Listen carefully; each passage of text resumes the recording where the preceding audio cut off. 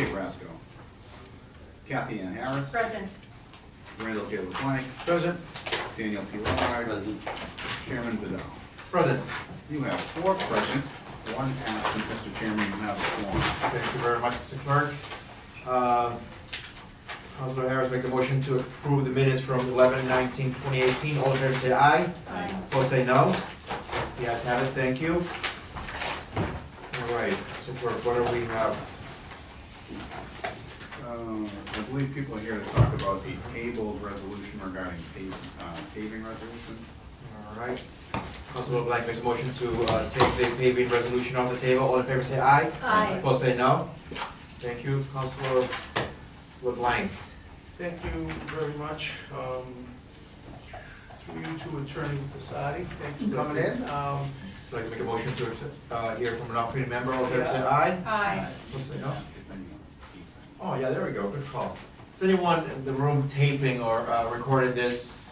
So, Chris Gamble will be recording this. yeah, we were recording, thank you very much, I completely forgot about that, yes. All right, what was that? Yeah, we already approved the minutes, so you're all set, go ahead. Mr. Attorney Casati, the question we were discussing on the 1725s, and it comes down, someone comes down to the legal, what's happened is, anything in the 5-year moratorium, they have to, when they go to get a permit, when they go to get a building permit, they're supposed to be notified that they have to get a 1725 approval. A lot of times it doesn't happen until they get down to Public Works.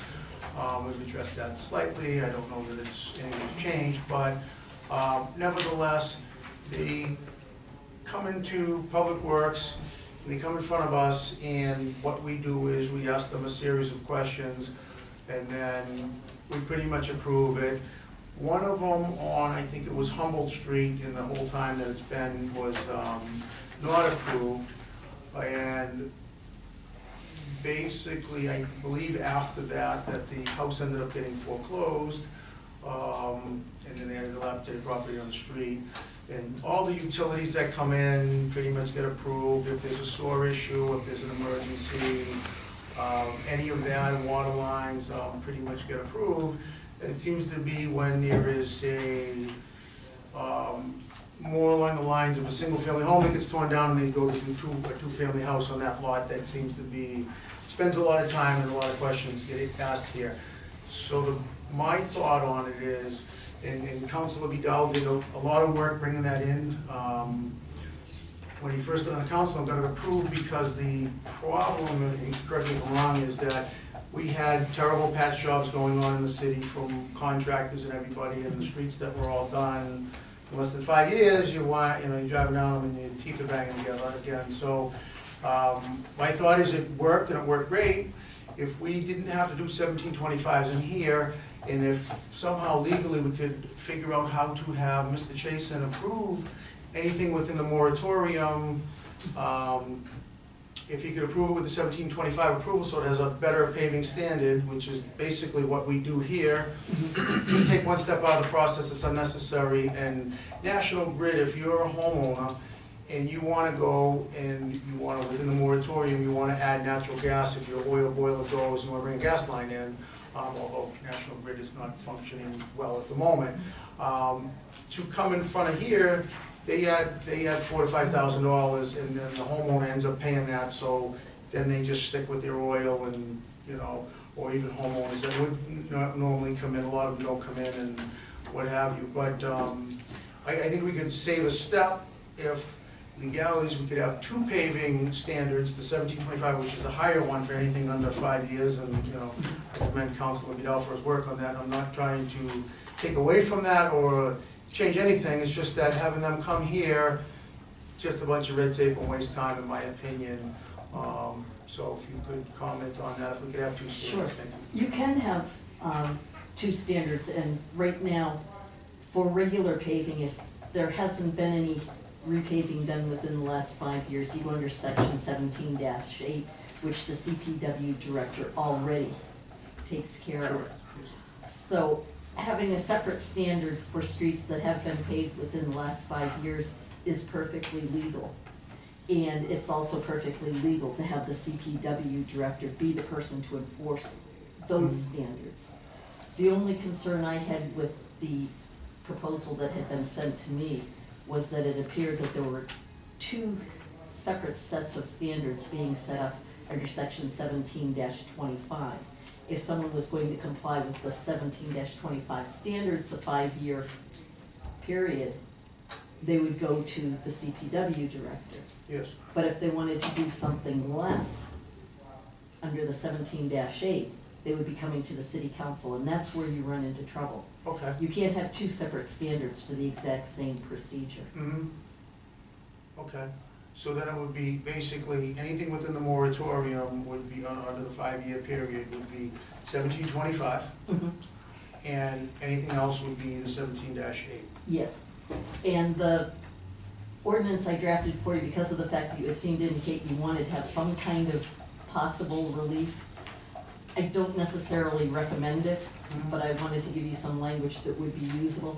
And that was a provision stating that someone who was denied a permit because they weren't complying with 17-25, as enforced by the CPW director, could seek a waiver from the city council. Okay. But you'd have to establish very specific standards on what would be required in place of the normal 17-25 standards. And there'd have to be a justifiable basis for giving waivers. A hardship or. Yeah, and it's kind of difficult to do that with the public way, because all of the public ways are supposed to be maintained to the same level. And if you're saying that all streets that have been paved by the city within the last 5 years need to, for example, have a 20-foot wide patch for the width of the roadway, it's hard to determine a hardship that would justify doing anything less than that. I understand, that makes perfect sense. Thank you very much. Through you to Director Chase, do you see any, like, if we just impose that anything under the 5 years is going to be subject to the 1725, do you see any applications that the 1725 would pose an issue for you bringing them into compliance, meaning flowable fill for a gas leak, or, you know what I'm saying? And is there any issues why you couldn't just say, that's no problem, everything within the 1725, within the 5 years is 1725 and it's black and it's white? So if you were gonna add flowable fill into 1725, yeah, I think that one issue is the gas company won't use it. Their concern is that flowable fill makes the leaks go other places. They don't come up straight in the ground, grant, you know, so I don't know if there's anything else out there that they could use, but not that I know. Is flowable fill in the 1725 right now or no? No. It's not, okay, all right. So if we were to stick to the 1725s, which is normally what we impose on here, do you see any issues with that? No, I know from time to time on like Main Street or any of the, or like a Lexington Street where you have 4 lanes, there's been times where we've only had them go to the middle of the road. You know, and that's, I guess, however you wanna do it, if you want to add a provision for that or not. Right. But no, even that, you could make them go all the way. It's more of a traffic thing. Right. Do you want them to do that? You know, we did this, or you guys did it for Main Street. It was 4 lanes. You were gonna impact traffic a lot to go across all 4 when the cut only went into the first lane, and so we had them go halfway. And on a 2-lane road, which is the major, Right, what you're you want talking to about, go you all have the a way, seam in yeah. the stripes, so No, it doesn't really affect the patch. Right. So I mean, there's stuff like, We could. minor stuff like that to consider. 2 lanes. And then, I don't know how we would address writing that up, and I don't know if, any of that. Well, again, the main thing is to have clearly identifiable standards. Yes. So if you had language that you would be comfortable with dealing with specifically 4 lane, where it's only going to be going in a portion of half of the roadway, Yes. and you have evidence that it does not in fact reduce the long-term value of that portion of the street, then that would be acceptable. The main thing is to spell out Yes. Right. how you're going to It's- apply it. That makes my job easier if I have a strong ordinance to enforce. That's the easy, you know, it has everything that we've had in the past, or what you've been, been adding, but with clear, 4 lanes, 2 lanes, doesn't have to be 2 lanes, but anything less than 4 lanes.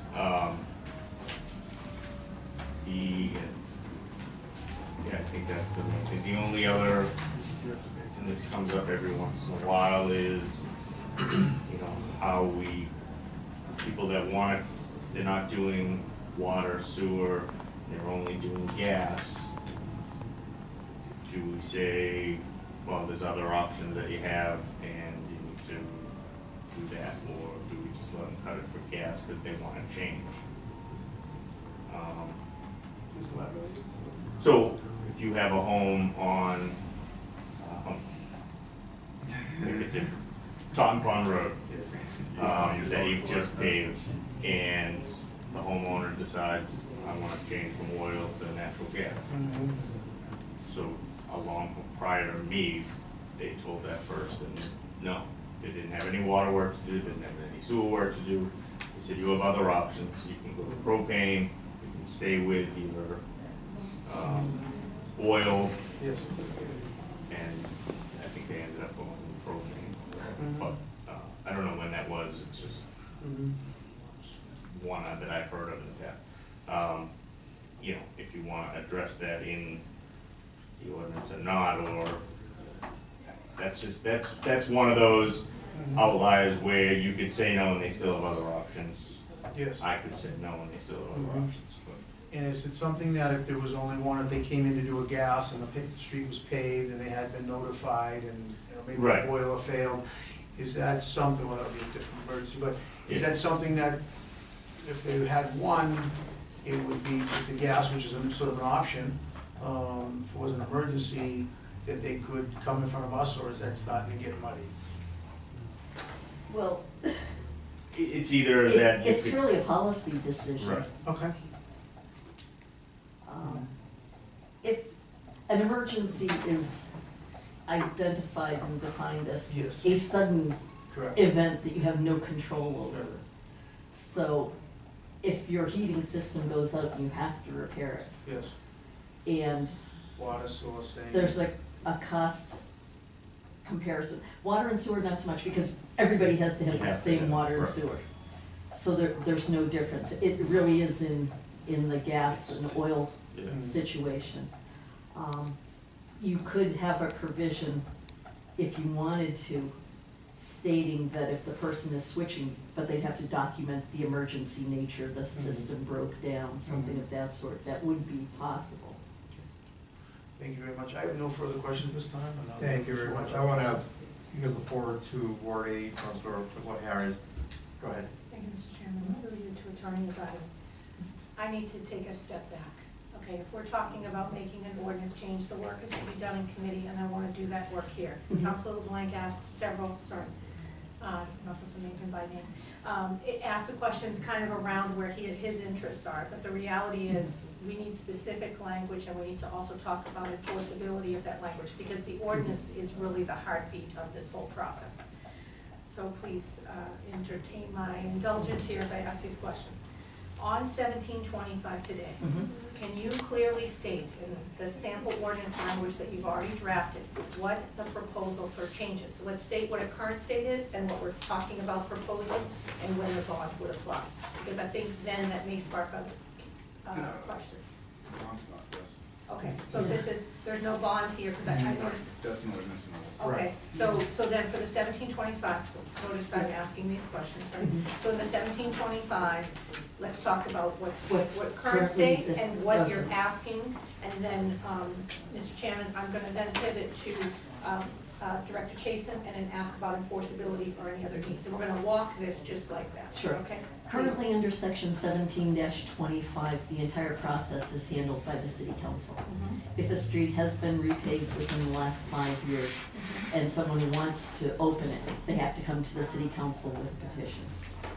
And the city council then determines whether or not it is going to allow it. Okay. What is being proposed? What is being proposed is to change it from the city council process to having an applicant go directly to the CPW director. So he would be handling those applications just as he handles the 17-8 applications, which apply when a street has not been repaved within the last 5 years. Okay, and do you have any issue with the sample language that you provided or your legal opinion? Do you feel like we have additional work to do on that policy change?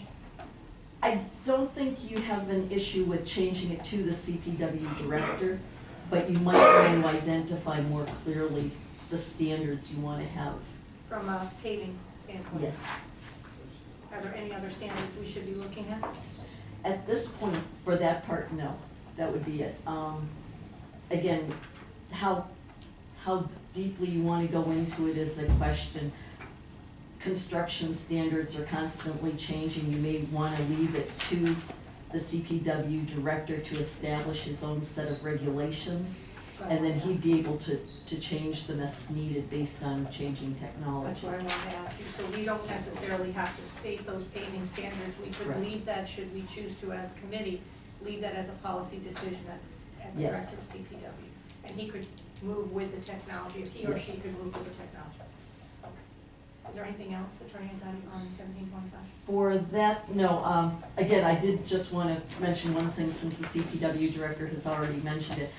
The gas company is a slightly different situation because we have a preemption issue based on the state statute, so we have to be careful. If you're going to impose certain standards, they may not all necessarily be applicable to gas companies, and we'd have to look at each particular standard you were considering applying and making sure that they don't conflict with the state statutes regulating. Okay, let me reflect back on the last statement that we were just exploring. If we left the paving standards to the CPW director's policy decisions, could that also apply to utilities? Well, again, it would depend on exactly what the specific standard was. Okay. The state statutes are intended to have a more uniform treatment of gas companies across the state, and they're not supposed to be required by individual communities to do anything that costs them more in one particular community as compared to another. Okay, so we could comply. But that would be an as-applied Yeah. issue. Mhm. Okay, thank you. Okay, through you, Mr. Chairman, to Director Chasen. Let's talk about with this policy change, if we were to make this, how would you plan on supporting or implementing it, and what additionally do you need? So I think a lot of it would take from the existing 1725 and add in what we've been doing with global fill and, Can I ask a really, so that, Yeah. just I wanna just really be simple about the, no assumptions. How do you handle 17-8 today? Is it a form you fill out? 17-8? Yeah. Yes. It's a form you fill out, so you would implement something similar for 1725? So it would be we would just probably add lines to the form, that asks, you know, it says, was this road that's paved, or a section of, that we fill out, you know, the answer is yes, then we'll go a different route, to get the actual permit. But the permitting process will stay the same as 17-8, it will just be what we require though. Okay, so I'm gonna repeat back what I heard, and I wanna make sure that this means what Attorney Azadi has been saying, is that you'll keep your standard form for 17-8, and there'll be like a decision point. If the street has been paved, less than 5 years, right, it was paved recently within that 5-year moratorium, then you're gonna kick into the 1725 process. Yeah. And you would go through a permitting and review, and then talk about the paving standards that would need to be met for 1725. Right. Okay.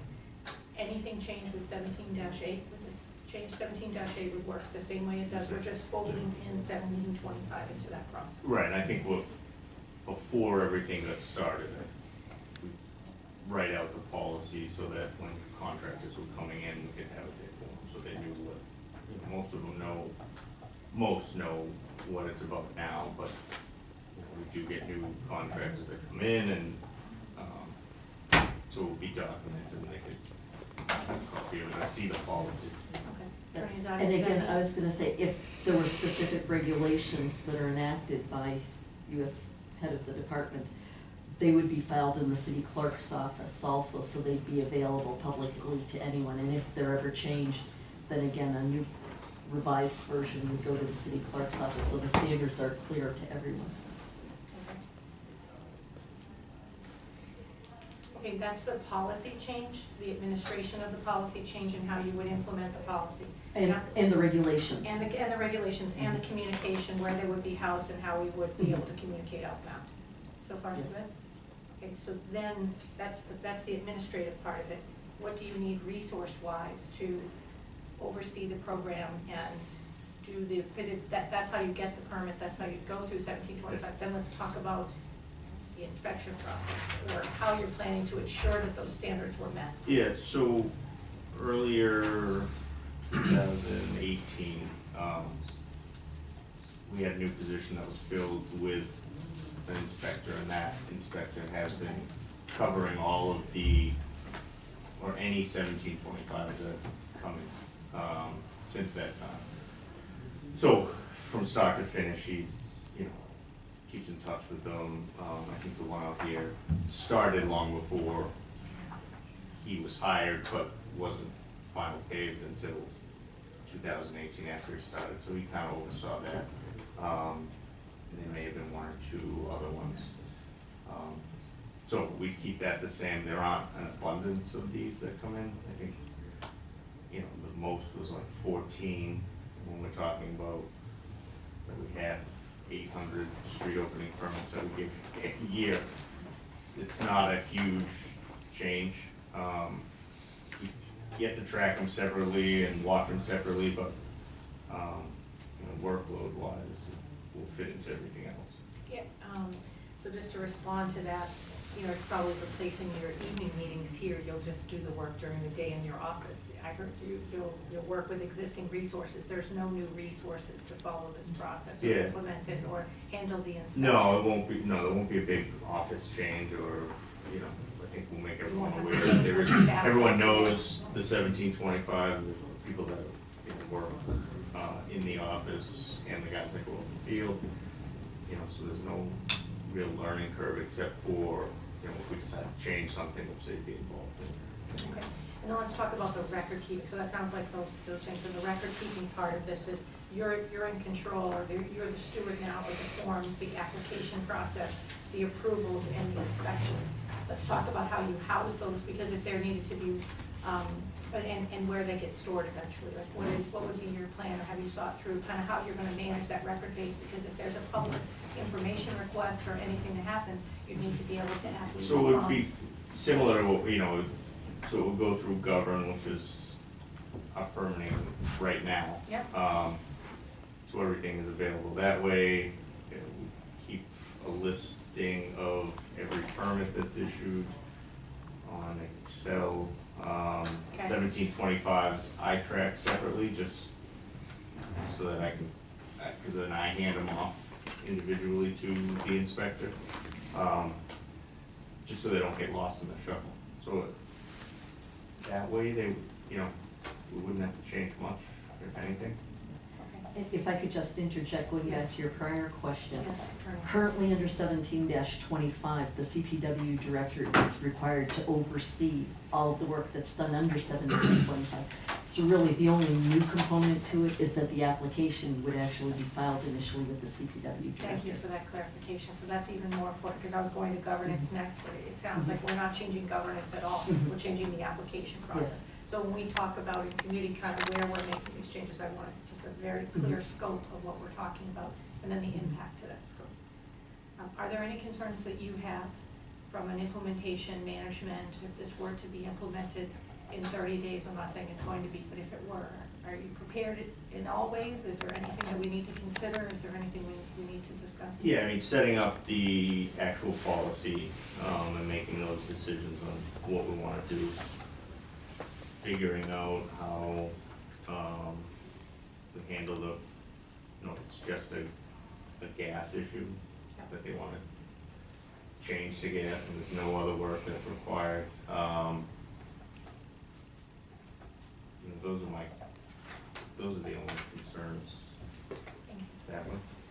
Thank you. Yes, Attorney? If I could mention one other thing, when we're talking about paving only to the center of the street, right now, under section 17-25B, there is a provision that states that if, whenever there's repaving, then any excavation has to be at least 20 linear feet.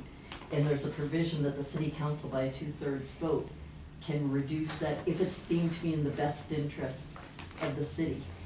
And that might be the section where, again, it could still be the CPW director now who's making this determination, but you would spell out that it's 4 streets where there are 4 lanes, for example. Attorney Zadi, what section is that? 17-25B, it's actually the very end of it. Okay, thank you.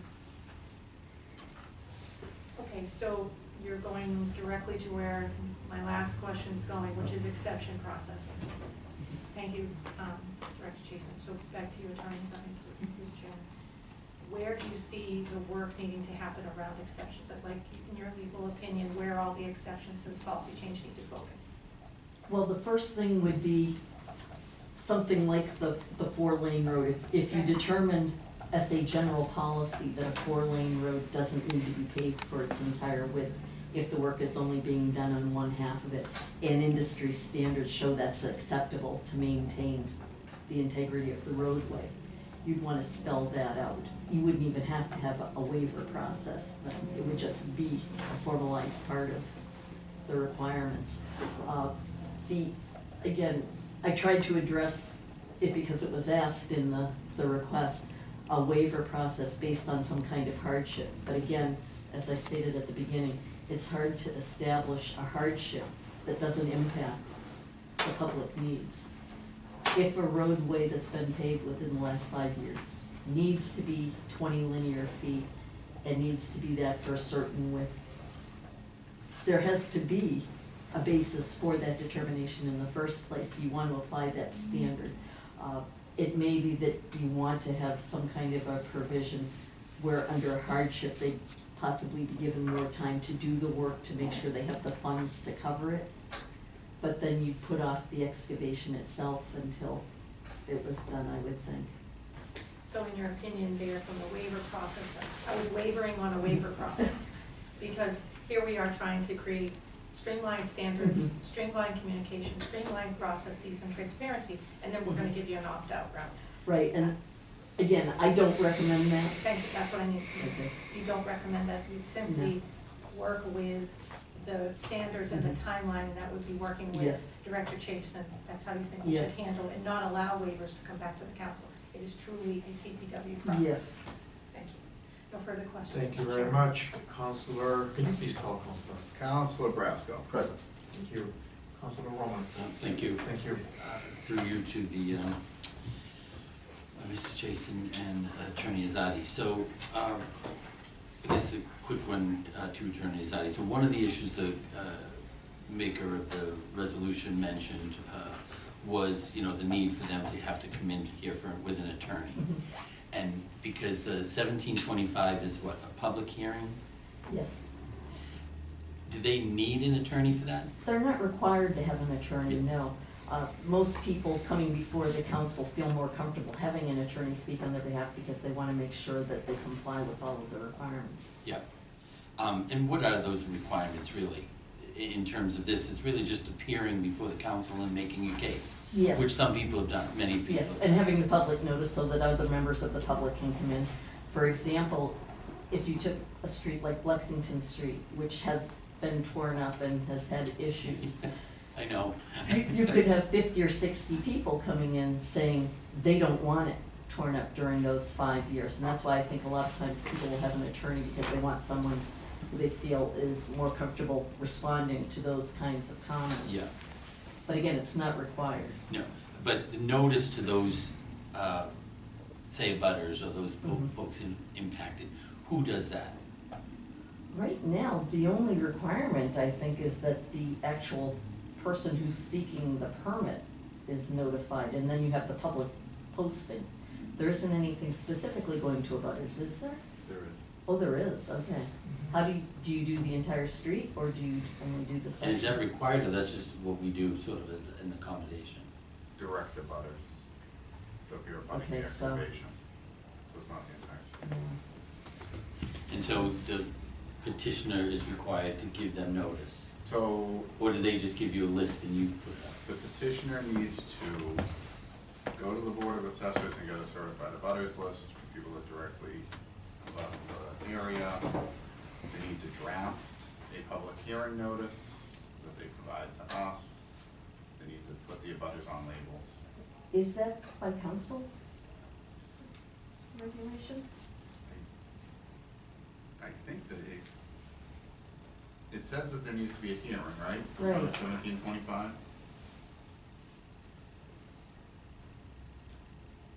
We also put it in the paper and posted up in the hall. Yeah, because the ordinance itself doesn't require any notice to abutters. And it may have been started informally, Yeah.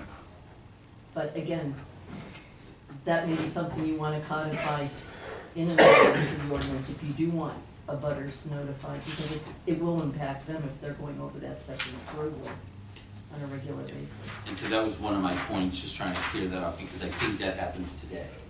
And I think it's a good thing, you know, not, in terms of that. So whether that's necessary or not, the fact that abutters are given notice, I think is important. So to that, Mr. Chasen, are you prepared to do that?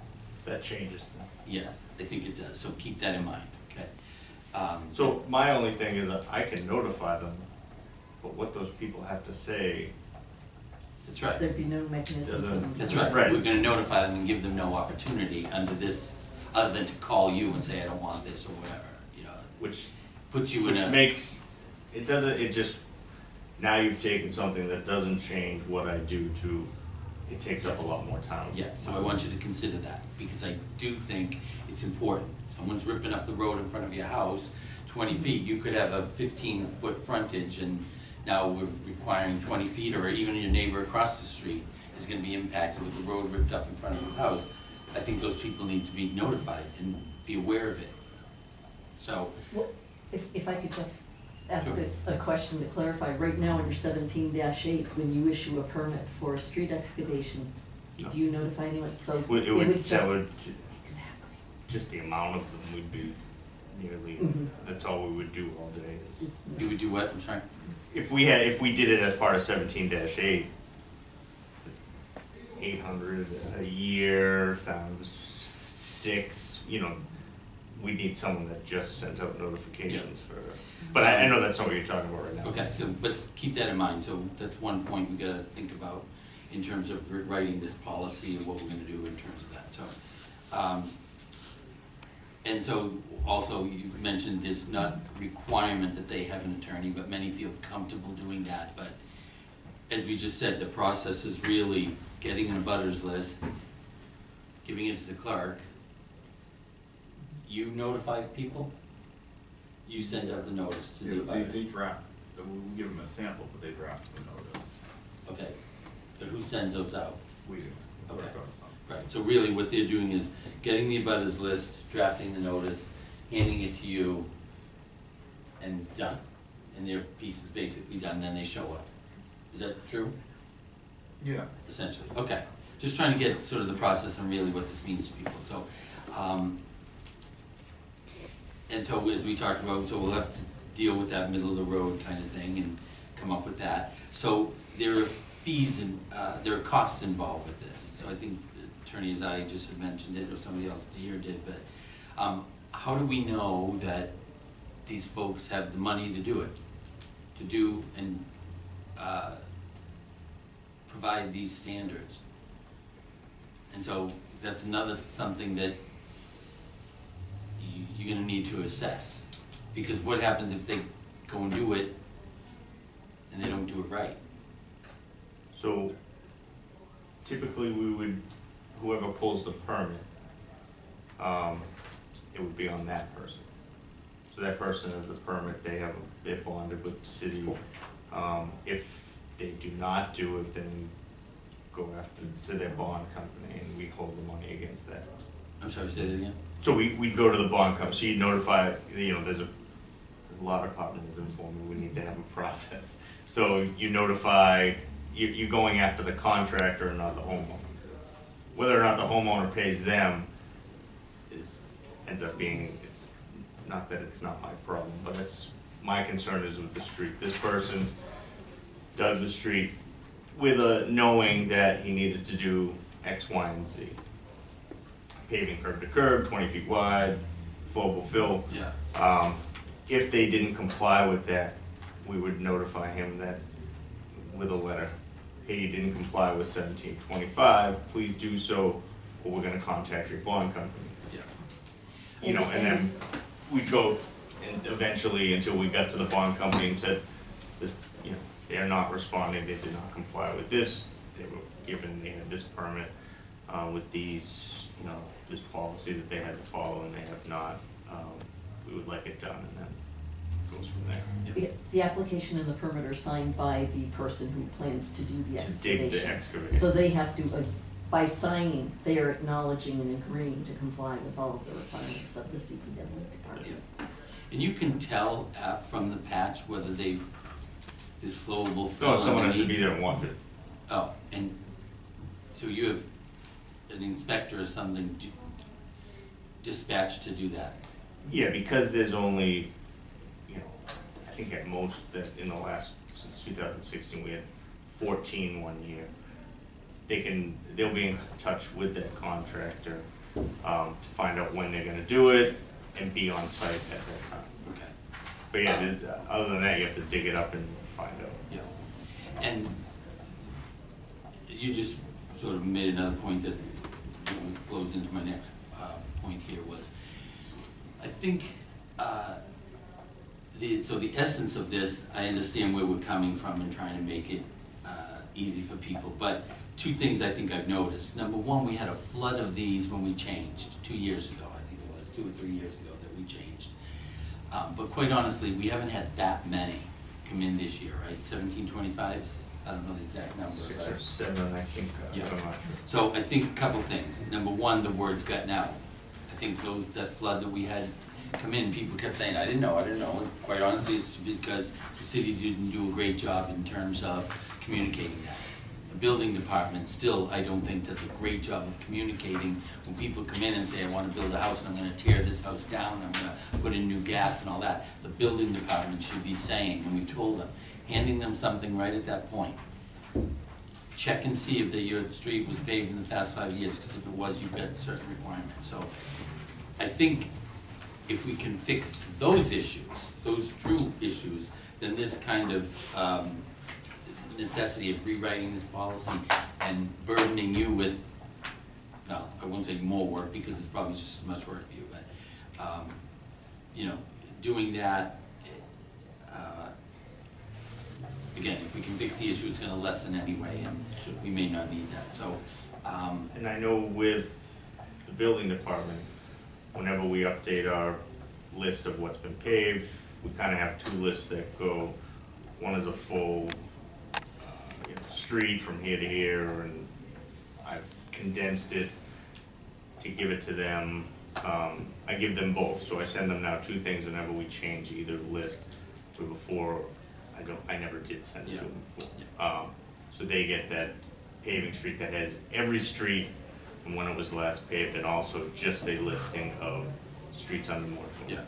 yeah. I do also believe that having to come to the council deters some of this work. You know, I think there are some people who say, yeah, I wanna change the gas. Oh, all right, well, you just gotta go to CPW and then sign a thing. Okay, great, I'll tear up the street in 5 years. Okay, it's gonna cost me a little bit extra to, you know, use flowable fill. But the fact that we say now, currently, no, you've gotta come before the council, you've gotta state your case, you've gotta find hardship, so on and so forth. That, I think, makes people think twice about it. So, I'm weighing that and that process against what we're trying to do here. So in terms of moving forward then, we're talking about rewriting policies, procedures, coming up with standards for you. And then is there, after we do that work here, we need to take this and send it to rules and ordinances for an ordinance change? Is that the process to say we're gonna move forward with this? The normal practice, whenever an ordinance is proposed, is to have it go through ordinance and rules, as Yeah. far as I know. Okay. So just trying to get to where we need to go and sort of next steps here. How about notifying ward counselors? So for instance, one of the things I see value in having folks come here when the street has been paved within 5 years is the fact that I, as a ward counselor, now know what's happening. I'm aware of it. I know when it's gonna happen. I can make sure that those folks that need to be notified and abutters are notified. I'm aware of it. I can check the patch, which I have done in certain cases to make sure it was done right, and if not, I can, notify you that it seemed a little bumpy, or was it a cold patch, what was going on there. So how will ward counselors be notified that this new street is being torn up? I can send you an email, I guess. Okay. Well, again, think about that, and that's probably something we need to just pull some. I mean, I don't know, counselors. how would you wanna be? Do you notify counselors right No. now when streets are being paved? Paving, they know only because money's been out, funding. But for every time someone's digging, again, And- it's just and the To that volume point, of. Attorney Zadi, most of this comes in is because it's a new street. If it's a 15-year-old street, I'd probably love the patch. It's a 20-foot patch, curb to curb, great. But when it's a brand-new street, and oftentimes those patches are not good, that's when it raises concerns around some of this. So, okay, well, certainly, lots to think about. I think we need a lot more information, see some of that, those policies and standards and exceptions and processes around this, the notification, and then the policies around the abutters list and placing that notice. So interesting. Thanks. That's all the questions I had. But thank you, Mr. Thank Chairman. you. Councilor Roscoe. Thank you, Mr. Chairman.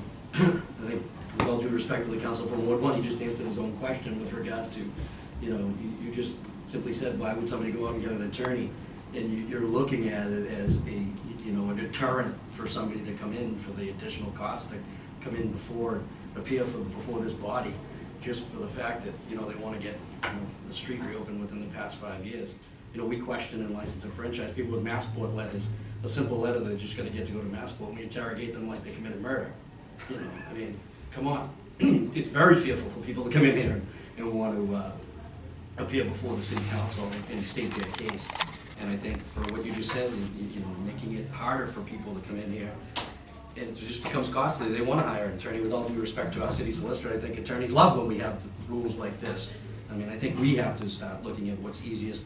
Look, in our council package tonight is a 1725 for 172 Lyman Street. Well, we just gave 182 to Lyman Street the authorization, granted the 1725. So, are we gonna deny this one? I mean, it's kind of like, you gotta trust the people you hire, the experts in the field, and make sure that they're doing it. I mean, the reason why I think there's been a slowdown, with all due respect again to the council from Ward 1, is there's probably been a slowdown in the 1725s because we don't pave roads anymore in this city. I mean, other than a main road. Come on, how many roads actually? When I first came on the city council, at least ward councils got the opportunity to pick and choose and suggest roadways within their own wards to be repaved. I can't remember the last time we went into a ward. We only do main thoroughfares these days. Do a lot of main roads. I don't know, I understand and appreciate the council from Ward One's comments. I don't think that, you know, the taxpayers, you know, after spending all the money that they do to repair some of these roadways, and then in the end, you know, seeing them, you know, having them dug up and, you know, repatched is not in the best interest of the taxpayer. But the biggest offender of that is the city. When we go out and repatch and repair road work, we're the worst. I won't leave that comment. I mean, I won't let you defend that. Water I and just- sewer. It's water. It's water and sewer. That being said, I mean, I do appreciate the council's comments, but at the same time, we have to look within, take a good look at ourselves and, before we pass along that cost onto the taxpayer. Thank you, Mr. Chairman. Thank you. Just a couple of questions.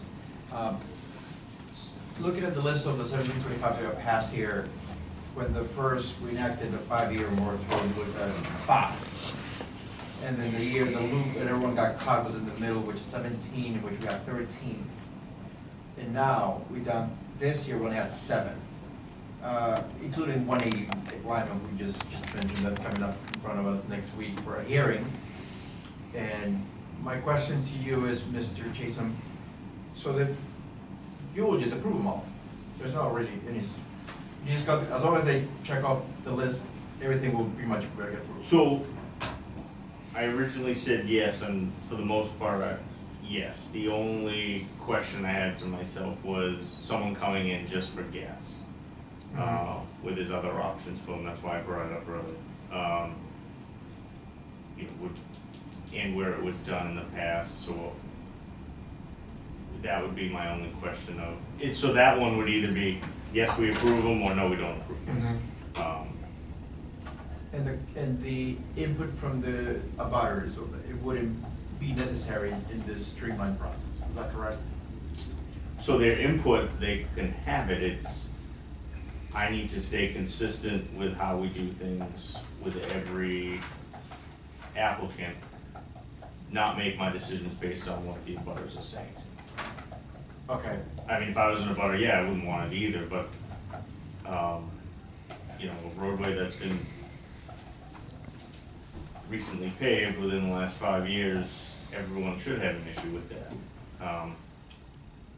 But, you know, I need to try and stay consistent with the decision based on the policy and the ordinance. Okay. Now, Attorney Sardi, on your letter from October 12th, which you sent to all of us, have a copy of it, I'm sure.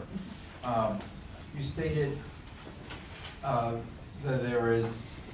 you looked at it as in 2 separate ways. This could be done as the people who can do it and the people who cannot somehow provide hardship to us to let us know that I cannot do a 1725 the way you're asking me to, so I need to come in front of you. Right, well, again, that was based on the question that was Right. posed to me, Okay. which was to provide 2 separate processes okay. for it.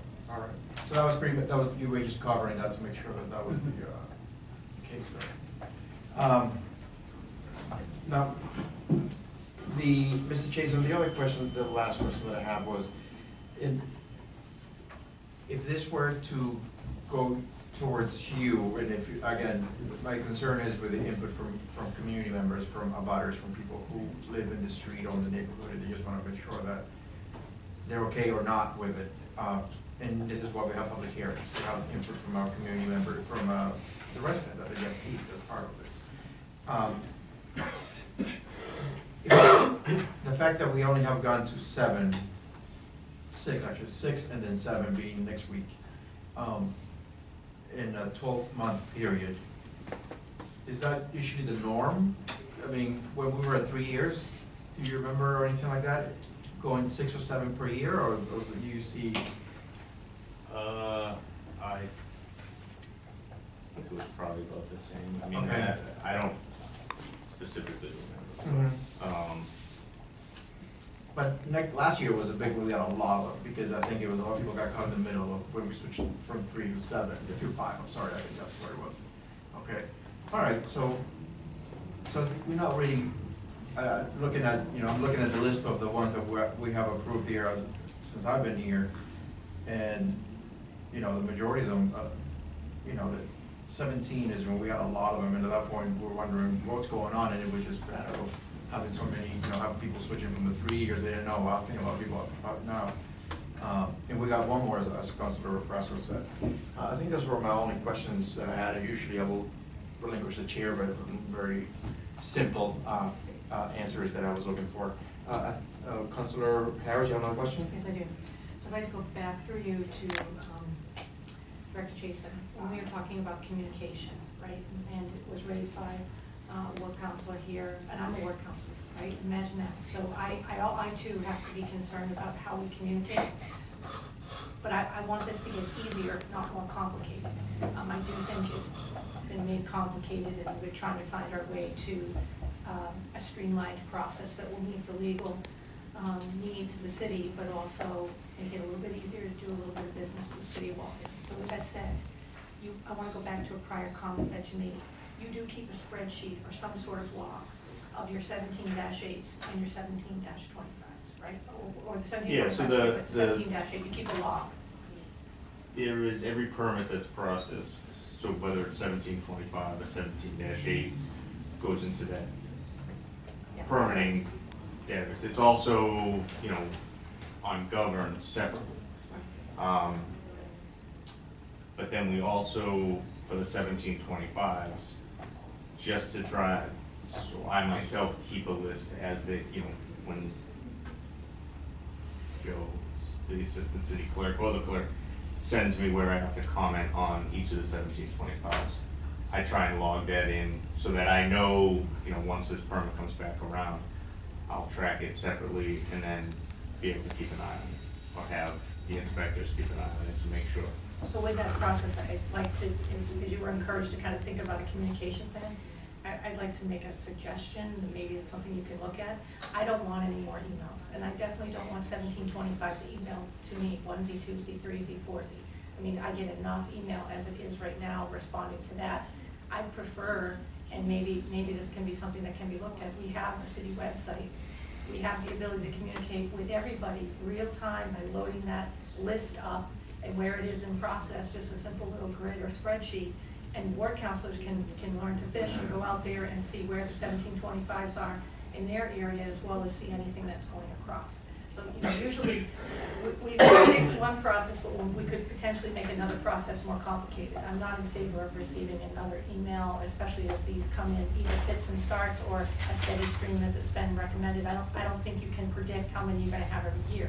But if you're already maintaining a log, and we already have a city website, can you consider ways that we could make that just public real-time? Ward counselors could go out and fish, we could use the list and find those streets that are in our wards and be able to, reach out to our constituents and work that way. That way you're not having to, have to do another one-off communication. Yeah, the email to me is easy. It is, but having it posted to the website.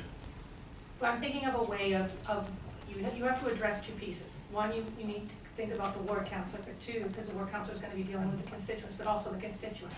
And you clearly stated here tonight that you don't have time to put stamps and envelopes to be a full-time person's job.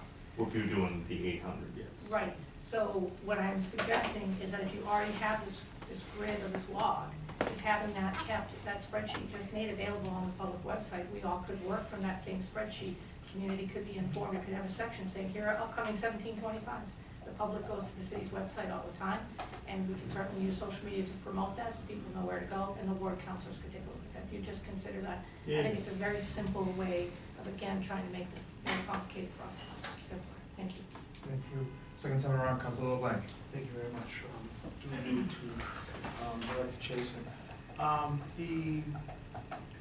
A standard 17-8 patch, the cost of that, approximately 3 to 5,000. $10. And a 1725 patch? 10 to 12. One, the phone moves. And the reason that I'm pointing this out is one of the things that is going to be a deterrent is the 1725. Someone coming in to run just a single gas line to a house at a cost of $10,000 is not going to convert for, if they have enough money, they can do it. But it's not cost effective to run a single gas line. And if they're taking a house down, they're going to be doing all the utilities, correct? Not in all cases. Not in all cases, okay. April Can I, next can I, year. yeah, all right, good point.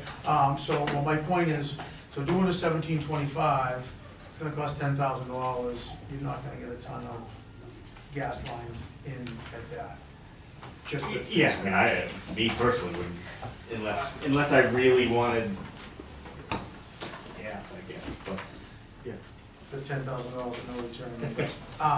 And the reason I say that is, the decline in streets where it's 1725, if you take this bureaucratic red tape out where they have to apply to us, and instead they're gonna apply to the professional who knows more about patching streets than myself, if we take the bureaucratic red tape out of here, and they apply with you, it's still going to cost them the same, and it's still the